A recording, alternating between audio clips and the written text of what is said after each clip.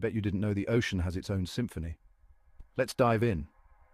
Beneath the waves, the ocean is alive with sound. Whales sing songs that travel for miles, helping them navigate and bond with each other. Dolphins and some sharks use echolocation, bouncing sounds off objects to find their way and catch prey. Even the tiny snapping shrimp creates clicks loud enough to stun its dinner.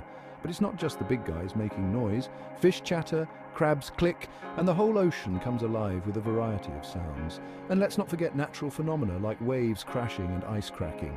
Sadly, human noise from ships and sonar can disrupt this underwater orchestra.